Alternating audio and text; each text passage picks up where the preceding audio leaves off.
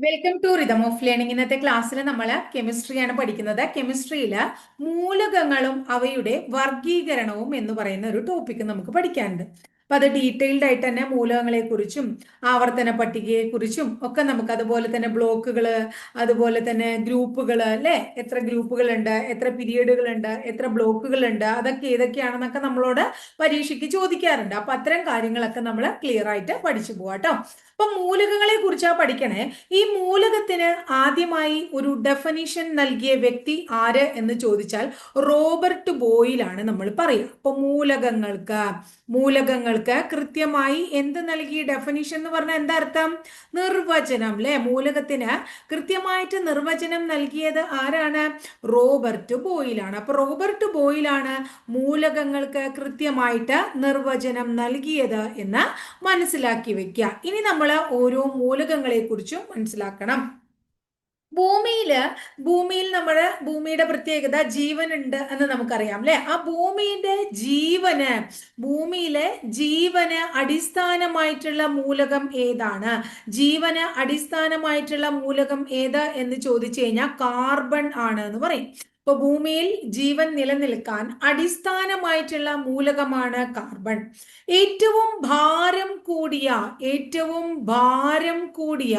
ഭാരം കൂടിയതുമാണ് പ്രകൃതിദത്തവുമാണ്. ഭാരം കൂടിയ പ്രകൃതിദത്ത മൂലകമാണ്. ഭാരം കൂടിയ പ്രകൃതിദത്ത മൂലകം ഏത് എന്ന് ചോദിച്ചു കഴിഞ്ഞാൽ നമ്മൾ യുറേനിയം പറയണം. ഭാരം കൂടിയ പ്രകൃതിദത്ത മൂലകം ഏതാണ്? യുറേനിയമാണ്. ഇനി ചില മൂലകം ജലത്തിലാ സൂക്ഷിക്കാത്രേ. അപ്പൊ ജലത്തിൽ സൂക്ഷിക്കുന്ന മൂലകം ഏതാണ്? പരീക്ഷയ്ക്ക് കുറെ പ്രാവശ്യം ചോദിച്ചിട്ടുണ്ടല്ലോ. അത് ഫോസ്ഫറസ് ആണ്. എന്താണ്? ഫോസ്ഫറസ്. ജലത്തിൽ സൂക്ഷിക്കുന്ന മൂലകം ഫോസ്ഫറസ് ആണ്. ജലത്തിൽ സൂക്ഷിക്കുന്നത് ഫോസ്ഫറസ് ആണ്. അതുപോലെ തന്നെ ചിപ്പുകൾ ഉണ്ടാക്കാനായിട്ട്, പിന്നെ നമ്മുടെ ട്രാൻസിസ്റ്ററുകളൊക്കെ ഇല്ലേ, ചിപ്പുകള്, അതുപോലെ തന്നെ ട്രാൻസിസ്റ്ററുകള് എന്നിവയുടെ നിർമ്മാണത്തിന് ഉപയോഗിക്കുന്ന മൂലകങ്ങളാണ് പരീക്ഷയ്ക്ക് ചോദിച്ചിട്ടുള്ളതാണ് സിലിക്കണും ജെർമേനിയവും. ഏതൊക്കെയാണ്? സിലിക്കൺ, ജെർമേനിയം തുടങ്ങിയവ ചിപ്പുകള്, ട്രാൻസിസ്റ്ററുകൾ എന്നിവയുടെ നിർമ്മാണത്തിന് ഉപയോഗിക്കുന്നവയാണ്. ഇനി അടുത്തത് കടൽ പായലില് സമൃദ്ധമായി കാണപ്പെടുന്ന മൂലകം ഏത് എന്ന് ചോദിച്ചു കഴിഞ്ഞാൽ ജലത്തിൽ കാണുന്നത് തന്നെയാണ്. ഏതാണ്? ഫോസ്ഫറസ്. ഏതാണ്? ഫോസ്ഫറസ് അല്ലെ. ഏതാണ്? ഫോസ്ഫറസ്. ജലത്തിൽ സൂക്ഷിക്കുന്ന മൂലകം ഏതാ നമ്മൾ പറഞ്ഞു? ഫോസ്ഫറസ് ആണ്. അതാണ് കടൽ പായലുകളിൽ സമൃദ്ധമായിട്ട് കാണപ്പെടുന്നത്. ഇനി ചുവന്ന ഉള്ളി മുറിക്കുമ്പോൾ ഒരു നീറ്റൽ ഉണ്ടാവാറില്ലേ? ആ ചുവന്ന ഉള്ളിയുടെ നീറ്റലിന് കാരണമായിട്ടുള്ള മൂലകം ഏതാണ്? സൾഫർ ആണ്. ചുവന്ന ഉള്ളിയുടെ നീറ്റലിന് കാരണമായിട്ടുള്ള മൂലകം ഏതാണ്? സൾഫർ ആണ്.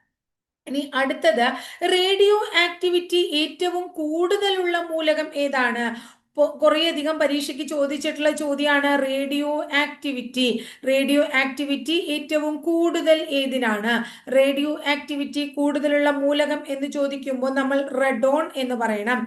റേഡിയോ ആക്ടിവിറ്റി കൂടുതലുള്ള മൂലകമാണ് ഏത്? റെഡോൺ. അടുത്തത്, ഇലക്ട്രോ പോസിറ്റിവിറ്റി കൂടുതൽ ഏതിനാണ്? എന്താണ്? ഇലക്ട്രോ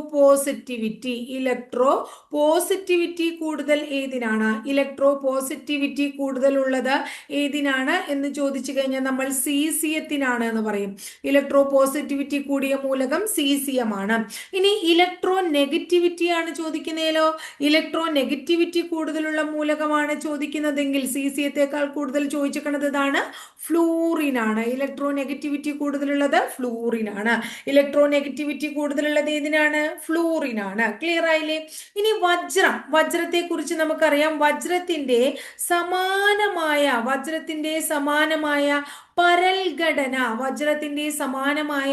പരൽഘടനയുള്ള മൂലകമാണ് ജെർമേനിയം. വജ്രത്തിന്റെ സമാനമായ പരൽഘടനയുള്ള മൂലകം ഏത് എന്ന് ചോദിച്ചു കഴിഞ്ഞാൽ നമ്മൾ എന്ത് പറയും? ഏതാ പറയാ നമ്മള്? ജെർമേനിയം. ഇനി വജ്രത്തിന്റെ മഞ്ഞ നിറത്തിന് കാരണം എന്ത്? വജ്രത്തിന്റെ മഞ്ഞ നിറത്തിന് കാരണമായിട്ടുള്ള മൂലകമാണ് നൈട്രജൻ. വജ്രത്തിന്റെ മഞ്ഞ നിറത്തിന് കാരണമായിട്ടുള്ള മൂലകം ഏതാണ്? നൈട്രജൻ. ഇനി അടുത്തത്, ഏത് മൂലകത്തിന്റെ സാന്നിധ്യമാണ് വജ്രത്തിന് നീല നിറം നൽകുന്നത്? നീല നിറം ഉണ്ടാവാൻ കാരണം ബോറോൺ ആണ്. വജ്രത്തിന്റെ വജ്രത്തിന്റെ മഞ്ഞ നിറത്തിന് കാരണം നൈട്രജൻ ആണെങ്കിൽ നീല നിറത്തിന് കാരണം എന്താണ്? ബോറോൺ ആണ്. ഇനി മനുഷ്യരില്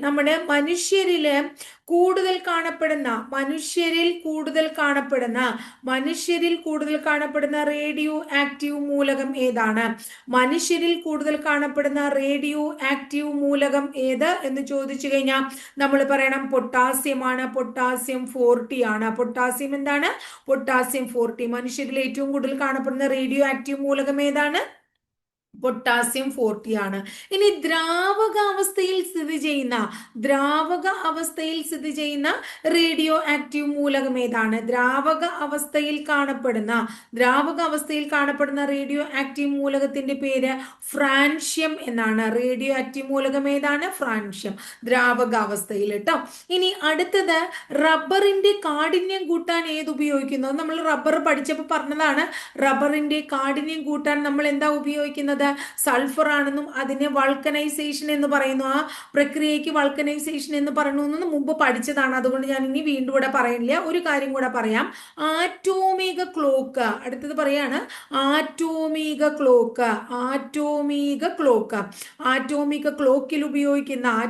ക്ലോക്കിൽ ഉപയോഗിക്കുന്ന മൂലകം ഏതാന്ന് ചോദിച്ചു കഴിഞ്ഞാൽ സീസിയം പറയണം. ഏതാ പറയണ്ടേ? സീസിയം. ആറ്റോമിക ക്ലോക്കിൽ ഉപയോഗിക്കുന്നത് ഏതാണ്? സീസിയം ആണ്.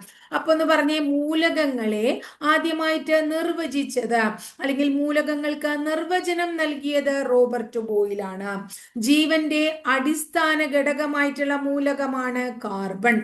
ഏറ്റവും ഭാരം കൂടിയ പ്രകൃതിദത്ത മൂലകമാണ് യുറേനിയം. ജലത്തിൽ സൂക്ഷിക്കുന്ന മൂലകമാണ് ഫോസ്ഫറസ്. ചിപ്പുകൾ അതുപോലെ തന്നെ ട്രാൻസിസ്റ്ററുകൾ എന്നിവയുടെ നിർമ്മാണത്തിന് ഉപയോഗിക്കുന്ന മൂലകങ്ങളാണ് സിലിക്കണും ജെർമേനിയവും. കടൽപ്പായലിൽ ധാരാളം കാണപ്പെടുന്ന മൂലകമാണ് ഫോസ്ഫറസ്. ചുവന്നുള്ളിയുടെ നീറ്റലിന് കാരണമാണ് സൾഫർ അല്ലെ. റേഡിയോ ആക്ടിവിറ്റി കൂടിയ മൂലകമാണ് റഡോൺ. ഇലക്ട്രോ പോസിറ്റിവിറ്റി കൂടിയ മൂലകമാണ് സീസിയം. ഇലക്ട്രോ നെഗറ്റിവിറ്റി കൂടിയ മൂലകമാണ് ഫ്ലൂറിൻ. വജ്രത്തിന്റെ സമാനമായിട്ടുള്ള പരൽഘടനയുള്ള മൂലകമാണ് ജെർമേനിയം. വജ്രത്തിന് മഞ്ഞ നിറം നൽകുന്നത് എന്താണ്? നൈട്രജൻ അല്ലെ. വജ്രത്തിന്റെ നീല നിറത്തിന് കാരണമായിട്ടുള്ള മൂലകം ഏതാണ്? ബോറോൺ. മനുഷ്യരിൽ ഏറ്റവും കൂടുതൽ കാണപ്പെടുന്ന റേഡിയോ ആക്റ്റീവ് മൂലകം ഏതാണ്? പൊട്ടാസ്യം 40. ദ്രാവകാവസ്ഥയിൽ കാണപ്പെടുന്ന റേഡിയോ ആക്റ്റീവ് മൂലകം ഏതാണ്? ഫ്രാൻഷ്യം. ആറ്റോമിക ക്ലോക്കിൽ ഉപയോഗിക്കുന്ന മൂലകം ഏതാണ്? സീസിയം. ഒന്നുകൂടെ നമുക്ക് പറയാം. മൂലകങ്ങളെ ആദ്യമായിട്ട് നിർവചിച്ചത് റോബർട്ട് ബോയിലാണ്. ഭൂമിയുടെ ജീവന്റെ അടിസ്ഥാന ഘടകമായിട്ടുള്ള മൂലകമാണ് കാർബൺ. ഏറ്റവും ഭാരം കൂടിയ പ്രകൃതിദത്ത മൂലകം യുറേനിയം. ജലത്തിൽ സൂക്ഷിക്കുന്ന മൂലകം ഏതാണ്? ഫോസ്ഫറസ് ആണ്. ചിപ്പുകളും ട്രാൻസിസ്റ്ററുകളൊക്കെ നിർമ്മിക്കാൻ ഉപയോഗിക്കുന്ന മൂലകമാണ് സിലിക്കണും ജെർമേനിയവും. കടൽപ്പായലിൽ ധാരാളം കാണപ്പെടുന്ന മൂലകം ഏതാണ്? കടൽപ്പായലിൽ ഫോസ്ഫറസ് ആണ് ധാരാളം കാണപ്പെടുന്നത്. ചുവന്നുള്ളിയുടെ നീറ്റലിന് കാരണം ഏതാണ്? സൾഫർ ആണ്. റേഡിയോ ആക്ടിവിറ്റി ഏറ്റവും കൂടുതലുള്ള മൂലകം ഏതാണ്? റഡോൺ ആണ്. അടുത്ത എന്താ പറഞ്ഞേ? ഇലക്ട്രോ പോസിറ്റിവിറ്റി അല്ലെ. ഇലക്ട്രോ പോസിറ്റിവിറ്റി കൂടുതലുള്ള മൂലകം ഏതാണെന്ന് പറഞ്ഞു? ഇലക്ട്രോ പോസിറ്റിവിറ്റി കൂടുതലുള്ള മൂലകം സീസിയം ആണ്. ഇലക്ട്രോ നെഗറ്റിവിറ്റി കൂടുതലുള്ള മൂലകം ഏതാണ്? ഫ്ലൂറിൻ ആണ്. അടുത്തത് എന്താ നമ്മൾ പറഞ്ഞത്? വജ്രത്തിന്റെ സമാനമായിട്ടുള്ള പരൽഘടനയുള്ള മൂലകമാണ് ഏതാന്ന് പറഞ്ഞു? ഏതാണ്? ജെർമേനിയം. വജ്രത്തിന്റെ സമാനമായിട്ടുള്ള പരൽഘടനയുള്ളത് ജെർമേനിയത്തിനാണ്. വജ്രത്തിന് മഞ്ഞ നിറത്തിന് കാരണമായിട്ടുള്ള മൂലകം നൈട്രജനും അതുപോലെ തന്നെ ബോറോണിന്റെ സാന്നിധ്യമാണ് വജ്രത്തിന് നീല നിറം നൽകുന്നതെന്നും പഠിച്ചു. മനുഷ്യരിൽ ഏറ്റവും കൂടുതൽ കാണപ്പെടുന്ന റേഡിയോ ആക്റ്റീവ് മൂലകമാണ് പൊട്ടാസ്യം 40. ദ്രാവകാവസ്ഥയിൽ കാണപ്പെടുന്ന റേഡിയോ ആക്റ്റീവ് മൂലകമാണ് ഏത്? ഫ്രാൻഷ്യം. അടുത്തത് ആറ്റോമിക ക്ലോക്കിൽ കാണപ്പെടുന്ന മൂലകമാണ്. ആറ്റോമിക ക്ലോക്കിൽ ഉപയോഗിക്കുന്നത് ഏതാണ്? സീസിയം. ഇനി അടുത്തത് ശ്രദ്ധിച്ചേ. ഇത്രയും കാര്യം ക്ലിയർ ആയില്ലേ? വളരെ ഇമ്പോർട്ടന്റ് ആണ്. വളരെ സിമ്പിൾ ആണ്. ഏറ്റവും ബേസിക് ആയിട്ടുള്ള കാര്യങ്ങളാണ് നമ്മൾ പഠിക്കണം കേട്ടോ. ഇതൊക്കെ പരീക്ഷയ്ക്ക് ചോദിക്കുന്ന ചോദ്യങ്ങളാണ്. അടുത്തത് പ്രപഞ്ചത്തിൽ ഏറ്റവും കൂടുതൽ കാണപ്പെടുന്ന മൂലകമാണ് ഹൈഡ്രജൻ. പ്രപഞ്ചത്തിൽ ഏറ്റവും കൂടുതൽ കാണപ്പെടുന്ന മൂലകം ഹൈഡ്രജൻ ആണ്. പ്രപഞ്ചത്തിൽ ഏറ്റവും കൂടുതൽ രണ്ടാമത് കാണപ്പെടുന്നത് ഹീലിയമാണ്.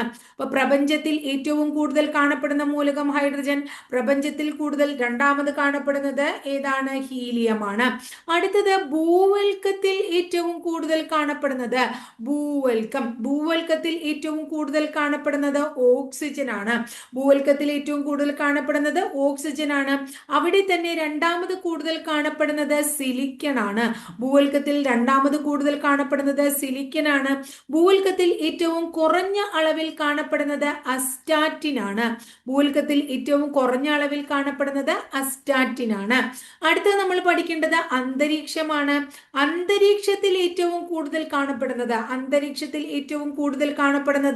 നൈട്രജൻ ആണ്. അന്തരീക്ഷത്തിൽ ഏറ്റവും കൂടുതൽ കാണപ്പെടുന്നത് നൈട്രജൻ ആണ്. അന്തരീക്ഷത്തിൽ ഏറ്റവും കൂടുതൽ കാണപ്പെടുന്ന രണ്ടാമത്തത് ഓക്സിജൻ ആണ്.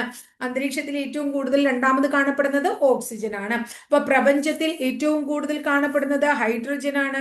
പ്രപഞ്ചത്തിൽ കൂടുതൽ രണ്ടാമത് കാണപ്പെടുന്നത് ഹീലിയമാണ്. ഭൂവൽക്കത്തിൽ ഏറ്റവും കൂടുതൽ കാണപ്പെടുന്നത് ഓക്സിജൻ ആണ്. ഭൂവൽക്കത്തിൽ ഏറ്റവും കൂടുതൽ രണ്ടാമത് കാണപ്പെടുന്നത് സിലിക്കൺ ആണ് അല്ലെ.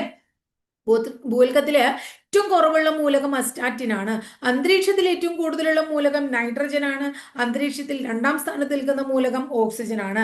പ്രപഞ്ചത്തിൽ കൂടുതലുള്ള മൂലകം ഹൈഡ്രജൻ, ഭൂവൽക്കത്തിൽ കൂടുതലുള്ള മൂലകം ഓക്സിജൻ, അന്തരീക്ഷത്തിൽ കൂടുതലുള്ള മൂലകം നൈട്രജൻ, ഭൂവൽക്കത്തിൽ ഏറ്റവും കുറവുള്ള മൂലകം അസ്റ്റാറ്റിൻ. അപ്പൊ ഇത്രയും കാര്യം ക്ലിയർ ആയില്ലേ? ഇനി നമ്മൾ പഠിക്കാൻ പോകുന്നത് ആവർത്തന പട്ടിക എന്ന് പറയുന്ന ടോപ്പിക്കാണ്. ആവർത്തന പട്ടിക. അപ്പൊ ആവർത്തന പട്ടികയെ കുറിച്ച് പഠിക്കാം.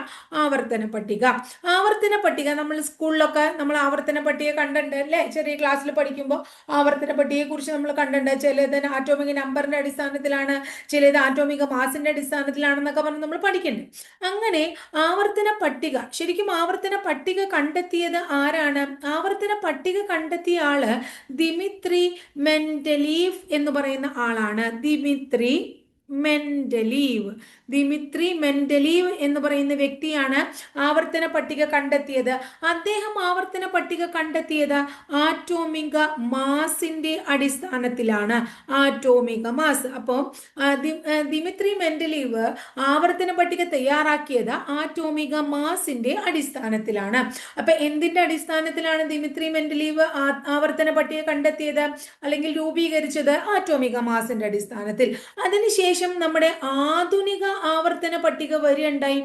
ആധുനിക ആവർത്തന പട്ടികയുടെ പിതാവ് എന്ന് നമ്മൾ വിശേഷിപ്പിക്കുന്നത്, അല്ലെങ്കിൽ ആധുനിക ആവർത്തന പട്ടികയ്ക്ക് നേതൃത്വം നൽകിയത് ഹെൻറി മോസ്ലി എന്ന് പറയുന്ന ആളാണ്. ഹെൻറി മോസ്ലി, ഇദ്ദേഹമാണ് ആധുനിക ആവർത്തന പട്ടികയുടെ പിതാവ്, അല്ലെങ്കിൽ ആധുനിക ആവർത്തന പട്ടിക കൊണ്ടുവന്നത്, അല്ലെങ്കിൽ ആധുനിക പീരിയോഡിക് നിയമം കൊണ്ടുവന്നത്. ആധുനിക ആവർത്തന പട്ടിക കൊണ്ടുവന്നത്, ആധുനിക പീരിയോഡിക് നിയമം കൊണ്ടുവന്നത് എന്നൊക്കെ ചോദിക്കുമ്പോൾ നമ്മൾ ആരുടെ പേര് പറയണം?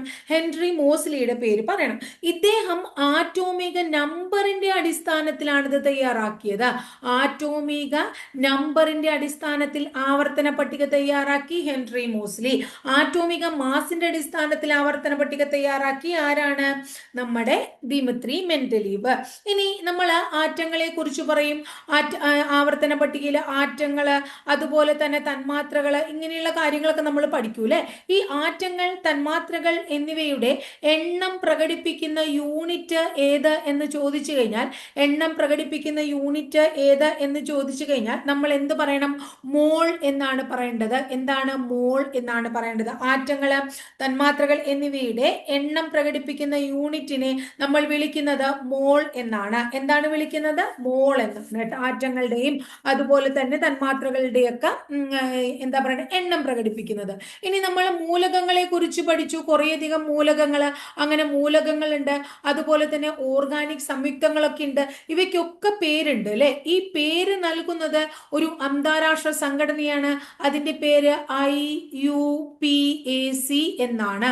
എന്താണ്? മൂലകങ്ങൾക്കും അതുപോലെ തന്നെ ഓർഗാനിക് സംയുക്തങ്ങൾക്കും പേര് നൽകുന്നത് international union of pure and applied chemistry chemistry, international union of pure and applied chemistry അഥവാ IUPAC ആണ്. 1919 നിലവിൽ വന്ന IUPACയുടെ ആസ്ഥാനം സ്വിറ്റ്സർലൻഡിലെ സൂറിച്ച് ആണ്. സ്വിറ്റ്സർലൻഡിലെ സൂറിച്ച് ആണ് എന്തിന്റെ ആസ്ഥാനം? IUPACയുടെ ആസ്ഥാനം. ഈ IUPAC ആണ് മൂലകങ്ങൾക്കും അതുപോലെ തന്നെ സംയുക്തങ്ങൾക്കൊക്കെ പേര് നൽകുന്നത്.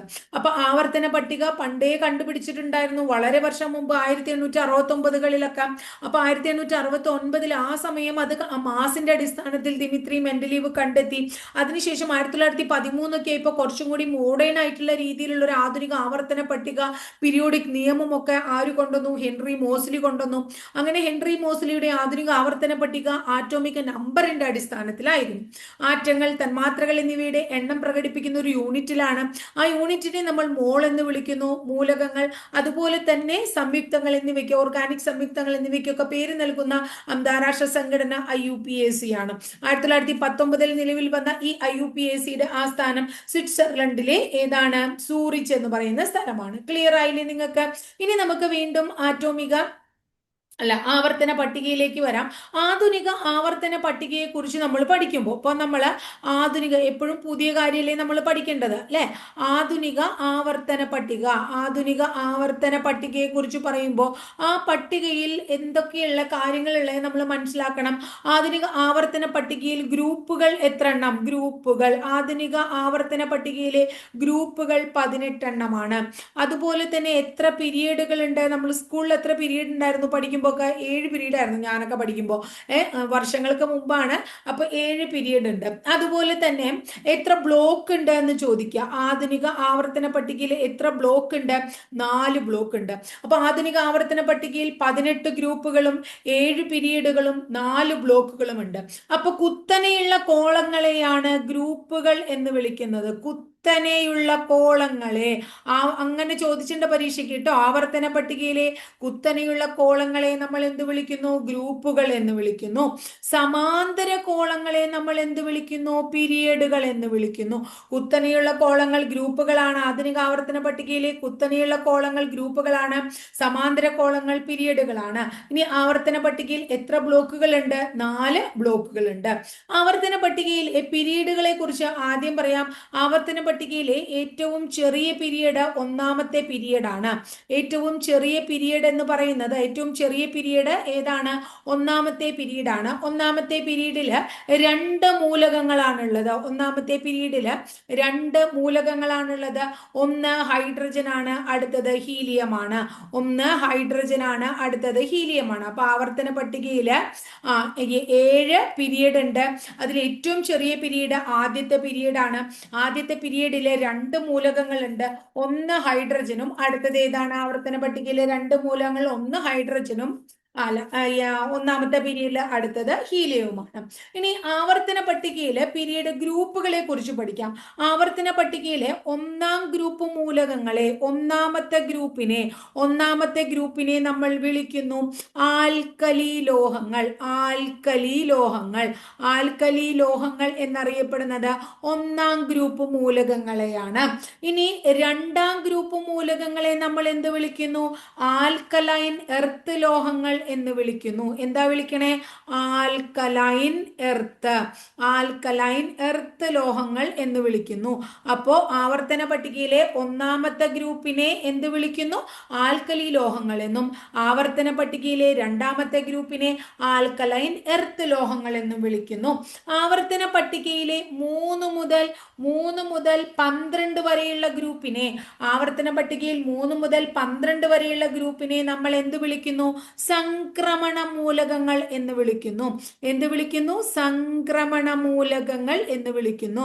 അപ്പൊ 3 മുതൽ 12 വരെയുള്ള ഗ്രൂപ്പിലുള്ള മൂലകങ്ങൾ ഏത് മൂലകങ്ങളാണ്? സംക്രമണ മൂലകങ്ങളാണ്. ഇനി 13ാമത്തെ ഗ്രൂപ്പിനെ നമ്മൾ വിളിക്കുന്നു ബോറോൺ കുടുംബം. 13ാമത്തെ ഗ്രൂപ്പ് ഏതാണ്? ബോറോൺ കുടുംബമാണ്. 14ാമത്തെ ഗ്രൂപ്പ് ആണെങ്കിലോ, 14ാമത്തെ ഗ്രൂപ്പ് കാർബൺ കുടുംബമാണ്. 14ാമത്തെ ഗ്രൂപ്പ് കാർബൺ കുടുംബമാണ്. 15ാമത്തെ ഗ്രൂപ്പ് ഏതാണ്? 15ാമത്തെ ഗ്രൂപ്പ് നൈട്രജൻ കുടുംബമാണ്. 15ാമത്തെ ഗ്രൂപ്പ് നൈട്രജൻ കുടുംബമാണ്.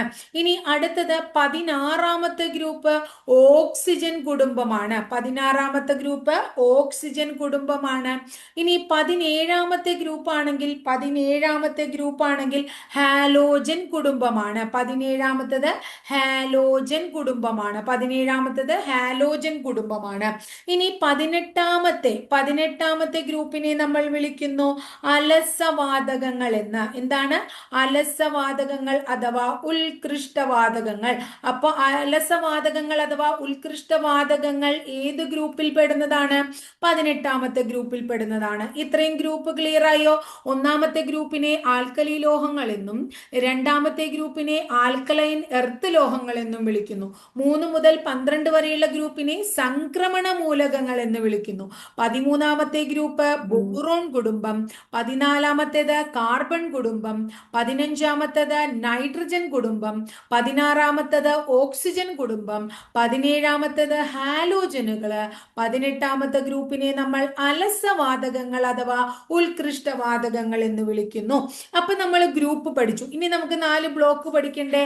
ഒന്നാമത്തെ ഗ്രൂപ്പിനെയും 2ാമത്തെ ഗ്രൂപ്പിനെയും 1ഉം 2ഉം ഗ്രൂപ്പുകളെ കൂട്ടിയിട്ട് നമ്മൾ വിളിക്കുന്നു എസ് ബ്ലോക്ക് മൂലകങ്ങൾ. എന്താണ് എസ് ബ്ലോക്ക്? 1ഉം 2ഉം ഗ്രൂപ്പുകളെ കൂട്ടി നമ്മൾ 1, 2 ഗ്രൂപ്പ് മൂലകങ്ങളെ നമ്മൾ കൂട്ടി വിളിക്കുന്നത് എസ് ബ്ലോക്ക് മൂലകങ്ങൾ എന്നാണ്. ഇനി 3 മുതൽ 12 വരെയുള്ള സംക്രമണ മൂലകങ്ങൾ ഉണ്ടല്ലോ. 3 മുതൽ 12 വരെയുള്ള സംക്രമണ മൂലകങ്ങൾ, അവയെ നമ്മൾ വിളിക്കുന്നു ഡി ബ്ലോക്ക് മൂലകങ്ങൾ. എന്താണ്? ഡി ബ്ലോക്ക് മൂലകങ്ങൾ. 3 മുതൽ 12 വരെയുള്ളതിനെ നമ്മൾ എന്ത് വിളിക്കുന്നു? ഡി ബ്ലോക്ക് മൂലകങ്ങൾ എന്ന് വിളിക്കുന്നു. 3 മുതൽ 12 വരെയുള്ളതിന്.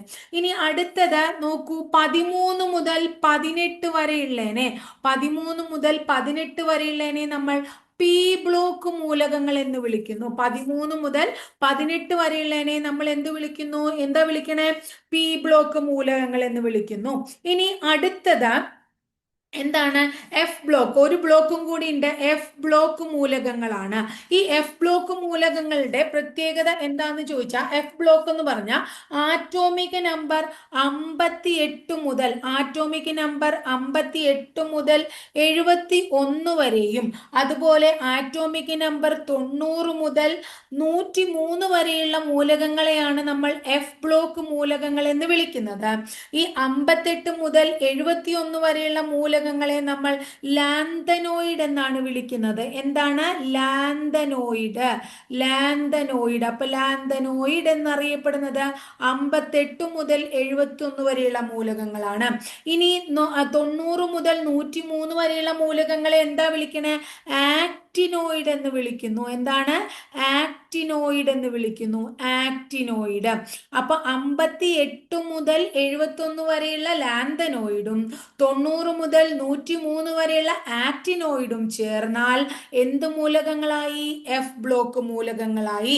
എഫ് ബ്ലോക്ക് മൂലകങ്ങളെ അന്തസംക്രമണ മൂലകങ്ങൾ എന്നും വിളിക്കുന്നുണ്ട്. എന്താണ്?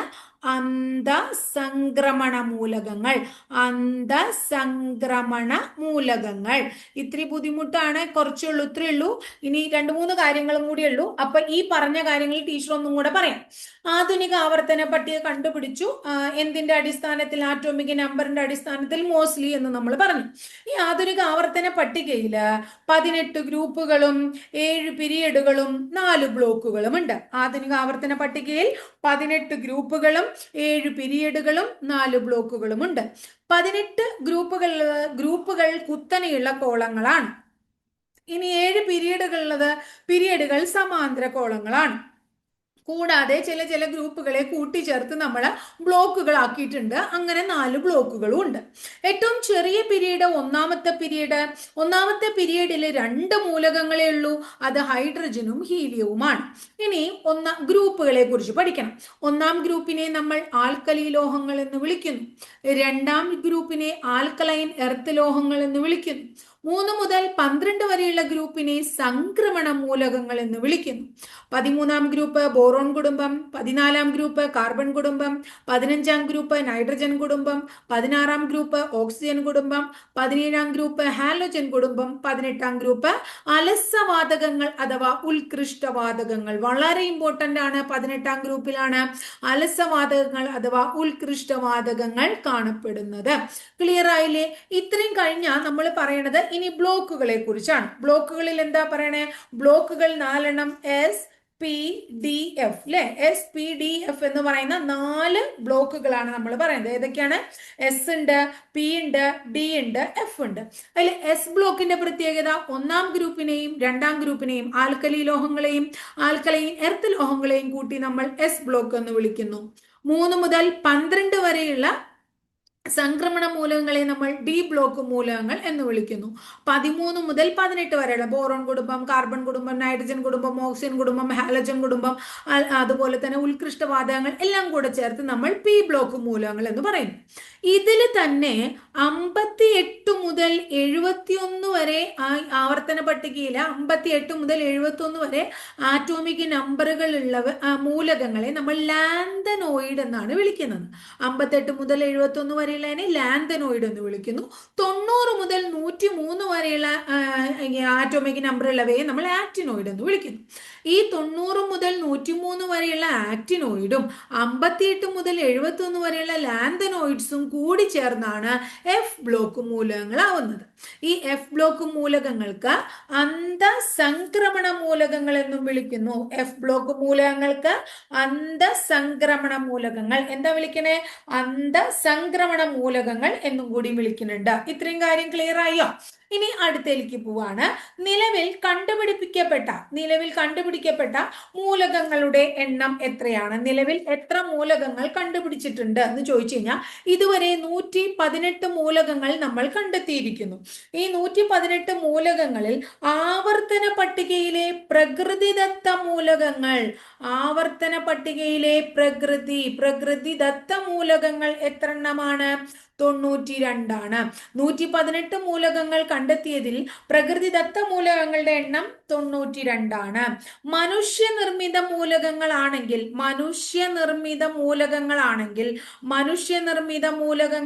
അറിയപ്പെടുന്നത് ട്രാൻസ്യൂറാനിക്സ് എന്നാണ്. മനുഷ്യനിർമ്മിത മൂലകങ്ങളെ എന്താ വിളിക്കുക?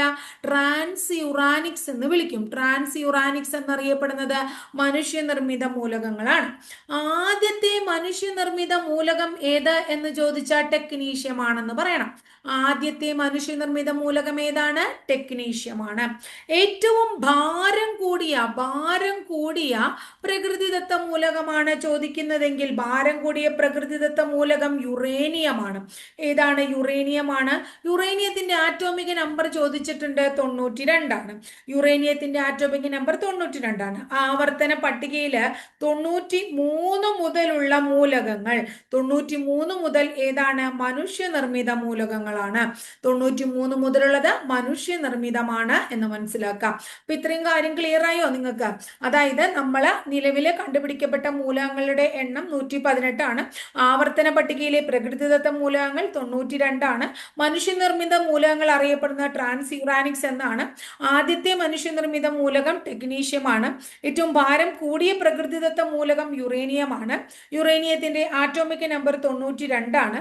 ആവർത്തന പട്ടികയിൽ 93 മുതലുള്ള മൂലകങ്ങൾ മനുഷ്യനിർമ്മിത മൂലകങ്ങളാണ്. എന്താണ്? മനുഷ്യനിർമ്മിത മൂലകങ്ങളാണ്. അപ്പൊ പ്രധാനപ്പെട്ട മൂലകങ്ങളും അവയുടെ വർഗീകരണവും എന്ന് പറയുന്ന ടോപ്പിക്കില് ഏറ്റവും ഇമ്പോർട്ടന്റ് ആയിട്ടുള്ള ഭാഗങ്ങളാണ് നമ്മൾ പഠിച്ചത്. ഇനി കുറേയധികം മൂലകങ്ങൾ എന്നിട്ട് ഇതിന്റെ ആറ്റോമിക് നമ്പർ എത്രയാ അങ്ങനെയൊന്നും നമ്മൾ കാണാതെ പഠിക്കേണ്ട കാര്യമില്ല. അത് നമ്മൾ എന്താ ചെയ്യേണ്ടത്?